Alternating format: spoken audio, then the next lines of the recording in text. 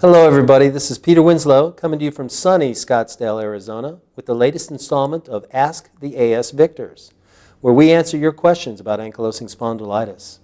So today I have a question from a reader named Allison, and Allison asked me, she says, Peter, I've heard you say that ankylosing spondylitis became an opportunity for you instead of a problem. Now what do you mean by that? Well, Allison, that's a really good question. It's even counterintuitive, and I'm expecting that most people watching this wouldn't understand the correlation, so I'm glad you asked. You know, in today's day and age, it's pretty uncommon for people to think of the challenges they face or the symptoms they suffer with as having any positive meaning for them in their lives. In fact, we usually consider the pain and suffering or disease of any kind to be the exact opposite of meaning.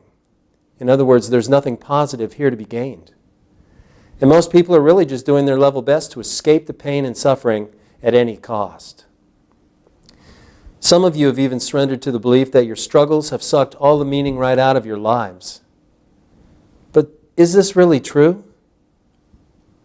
Is there really nothing that you can gain from the huge life lessons that come with the pursuit of happiness in the form of freedom from pain and suffering? So, in my own life, I found that the first lesson I learned would eventually lead to my full recovery from disease. And this is that lesson. Drop the bad attitude.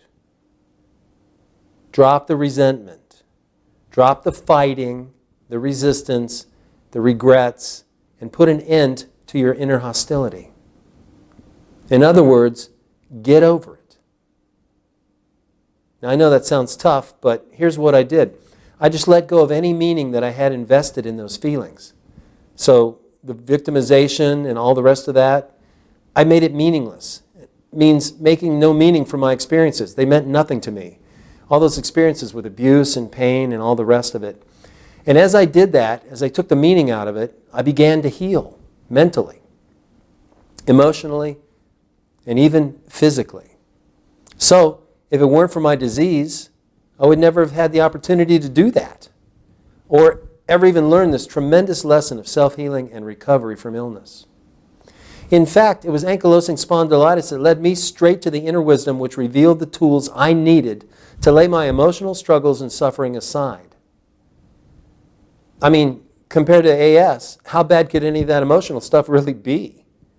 Compared to the crushing physical pain, the intense calcifying of the bones, and the severely limited lifestyle, how bad was the emotional pain?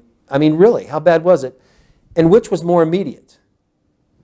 All the drama, all the abuse, the victimization and self-image challenges I had began to pale in comparison to what became my daily priority, which was dealing with the chronic pain of AS.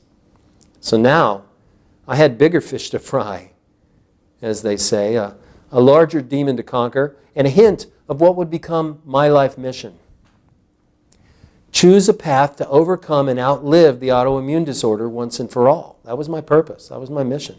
And as I moved beyond blaming and shaming and victimizing and finding fault and all those other old habits of giving my power away to those people who had abused me, an interesting thing happened in my life. The more I let go of the emotional stress and strain, the more empowered I felt and the better I got. So by doing so, I made the space for my inner stress to dissolve and vanish, which let my immune system revitalize itself, which allowed my body to begin healing itself more and more effectively. So with time and practice, I began to recover. And virtually the next thing I knew, the pain and suffering just stopped, all by itself. Now, how did that happen? It all began with an attitude adjustment. And that tiny adjustment started a small snowball rolling down a hill, as they say, which became larger and larger as a force of internal strength and freedom, bowling over the obstacles, the doubts, and the skepticism in my life. Now, my intention in telling you this is to help you find it in yourself, to let go of your resentment, let go of the anger, the hopelessness, the victimhood, and the other hurtful emotions you've carried on for so long. And now, create the space for a real change of heart. This is the first step that will lead you through the mystery of healing and recovery in your body, mind, and spirit. So, were it not for the challenges you've faced, you'd never find the way. So the bottom line, Allison, I say see your challenges as opportunities instead of problems, and you'll begin to resolve them much more easily and much more effectively. Thank you and namaste.